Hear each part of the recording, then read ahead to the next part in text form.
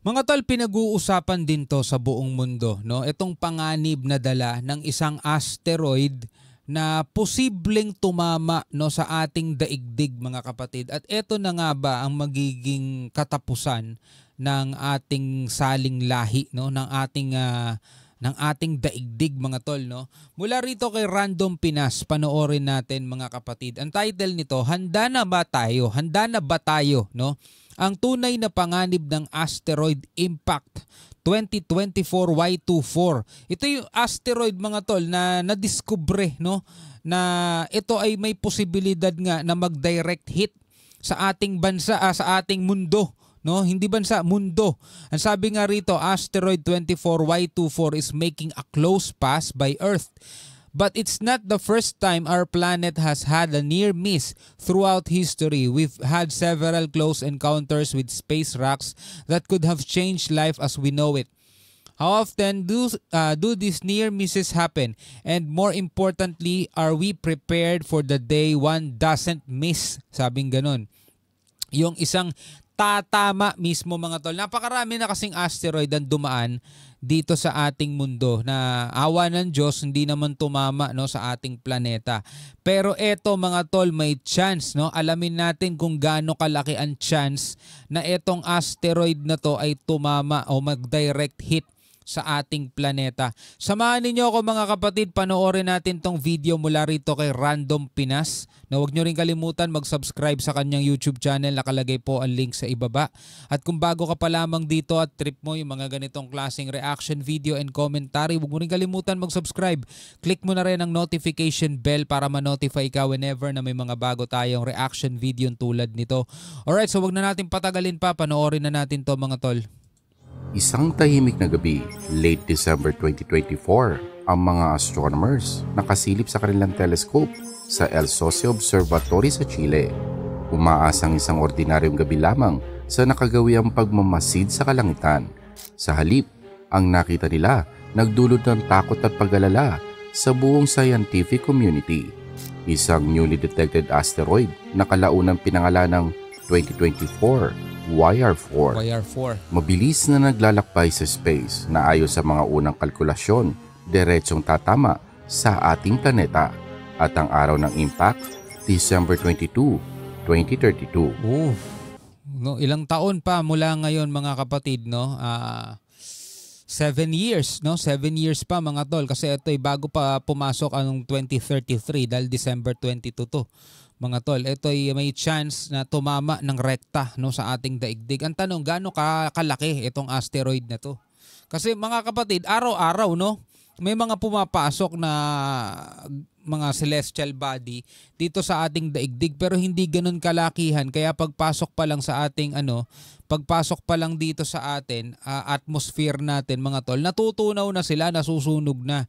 Kung babagsak man sila rito, parang gabuhangin na lang ang laki, so wala nang impact.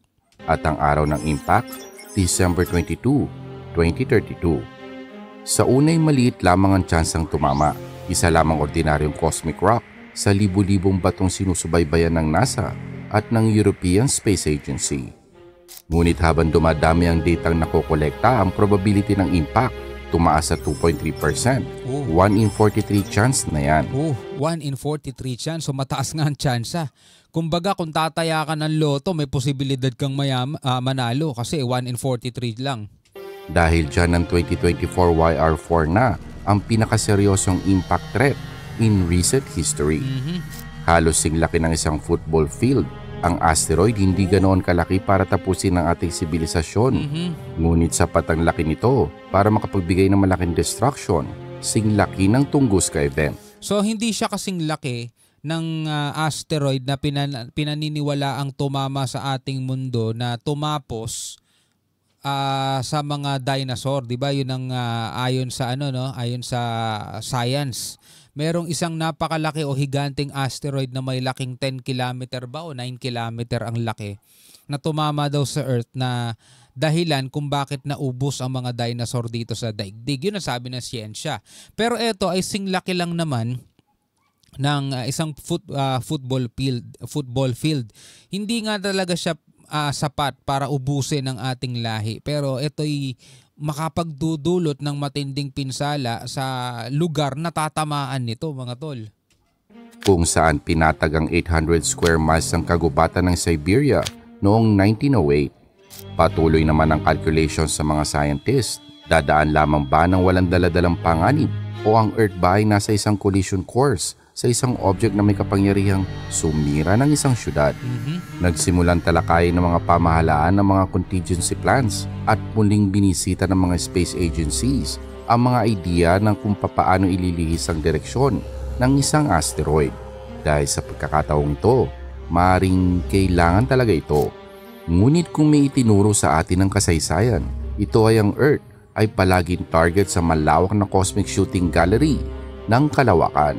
At ang 2024 YR4 ay hindi ang unang pagkakataon na naharap tayo sa ganitong klaseng panganib. Sa katunayan, sa buong kasaysayan, maraming mga asteroid at kometa ang talagang napalapit ng husto sa ating planeta. At kung minsan, natutuklasan lamang ito pagkatapos na nitong dumaan. Ang mga pinakamapanganib na asteroid encounters ay hindi yung mga na-detect natin, kundi yung mga sumupresa sa atin. Pero alam nyo mga kapatid, ako naniniwala na hanggat hindi pa dumarating ang takdang panahon na kung saan itinakda ng Panginoon Diyos na hukuman ang sanlibutan. Kasi ako naniniwala ako sa Bible. Naniniwala rin ako doon sa nakasulat sa Bible na darating ang araw ng paghuhukom dahil yan ay itinakda na talaga ng Panginoong Diyos na kung saan ay wawakasan niya itong ating sanlibutan. No? Pero hanggat hindi pa dumarating yung panahon na yon at hindi pa dumarating yung will niya o yung araw na itinakda niya, poprotektahan niya itong ating daigdig mula sa mga ganitong bagay. No? Sa mga ganitong pangyayari na kung saan ay pwedeng makasira ng ating daigdig. Kaya tingnan nyo, sa napakaraming pagkakataon, di ba? Hindi tayo tinatamaan ng mga sobrang laking mga bato na lumilipad sa ating kalawakan na makapagdudulot ng pinsala o pagkasira ng ating daigdig, mga tol. Actually, yung mga nagiging pagkasira nga ng daigdig natin, mga tol, ang nagiging dahilan niyan, tayo rin mismo mga tao eh. Tayo yung sumisira sa mundo natin eh, di ba? Mula sa mga asteroid na dumaan malapit sa atin nang hindi natin napansin hanggang sa mga kometang mapanganib na lumapit. Tignan natin ang ilan sa mga pinaka-nakangingilabot na asteroid at comet near misses sa kasaysayan ng Earth. Close calls.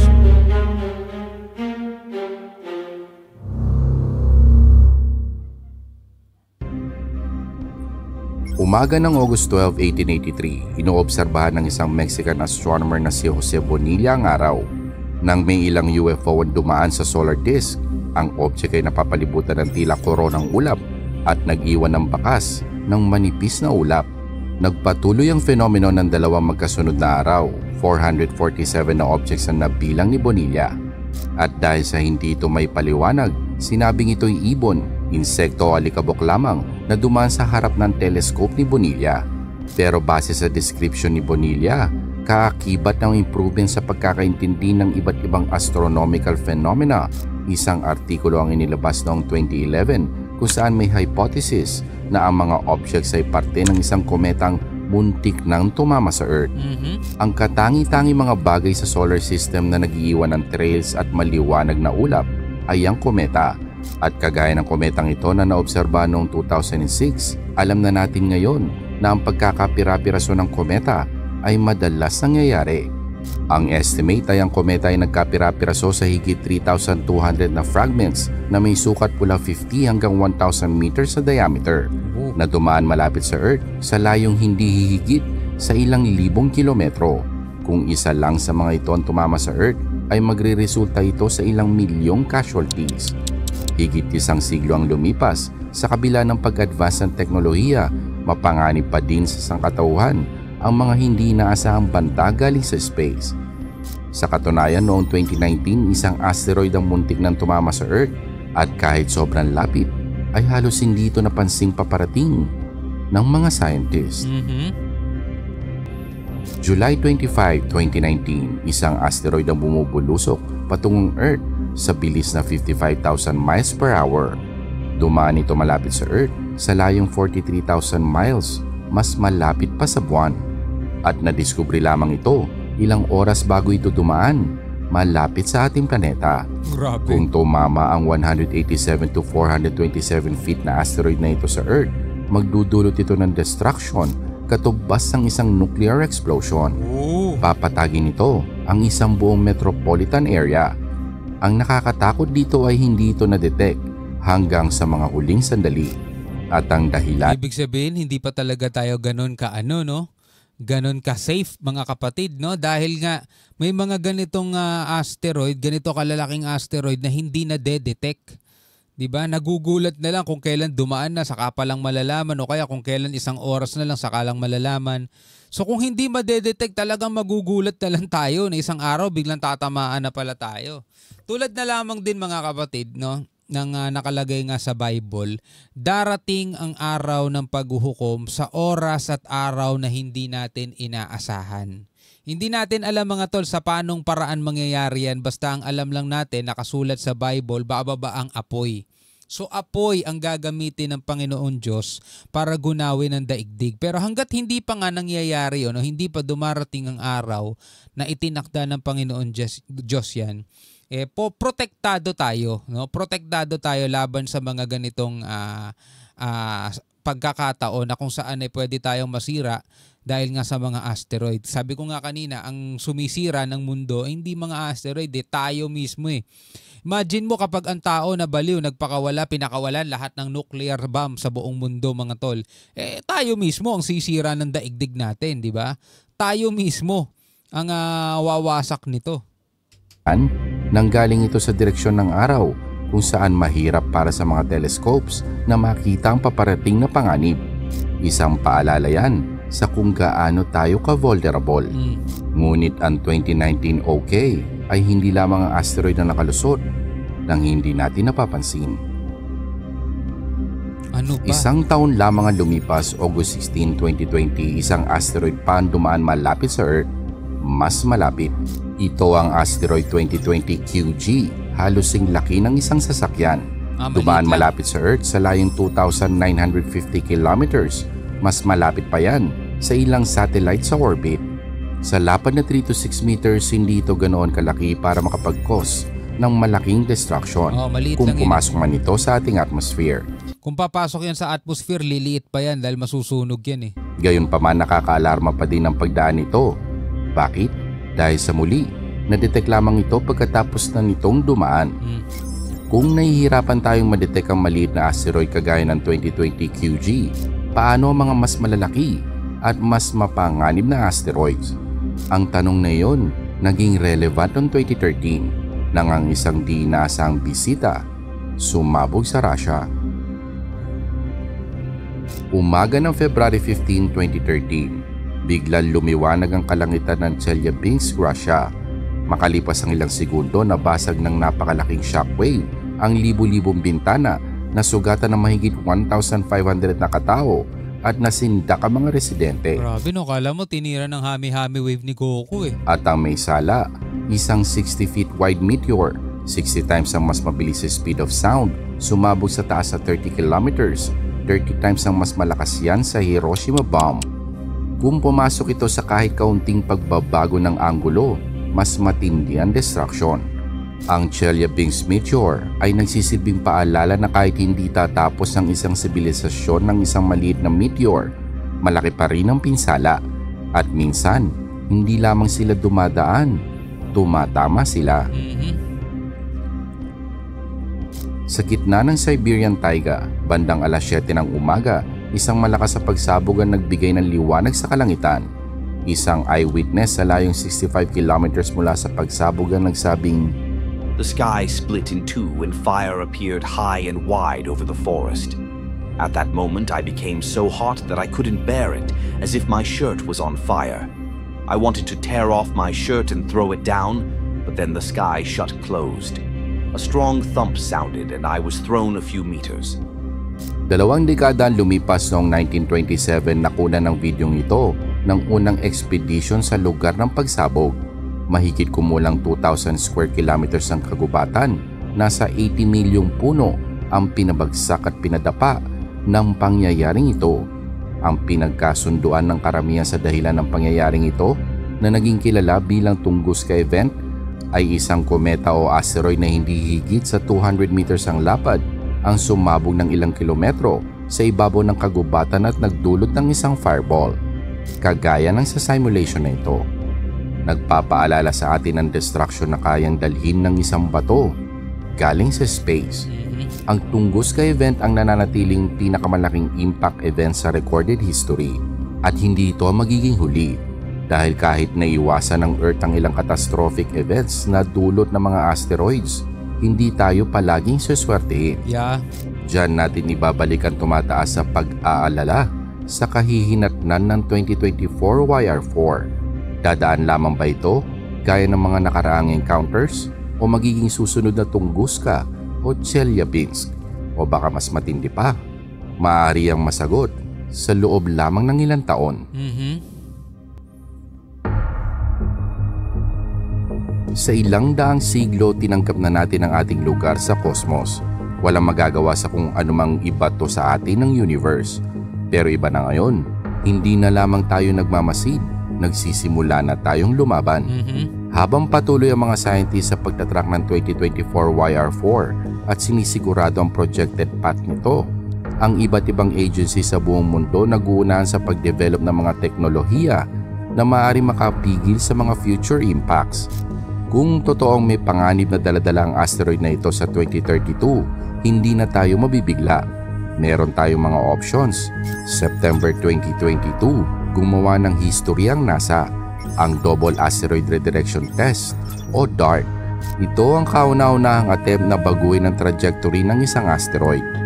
Ang target ay ang Dimorphos, isang maliit na moon na go-orbit sa isang asteroid, ang Didymos. Nasa 6.8 billion miles ang layo nito sa Earth. Simple lang ang misyon. Patamain ng spacecraft sa Dimorphos at high speed at sukatin ang pagbabago ng orbit ito. Kung gagana ito, magiging patunay ito na pwede nating itulak ng bahagya ang isang asteroid sa kanyang orbit bago pa man ito maging mapanganib sa atin. At gumana nga ito. Pinaikli ng impact ang orbit ng Dimorphos ng 32 minutes, higit pa sa inaasahan.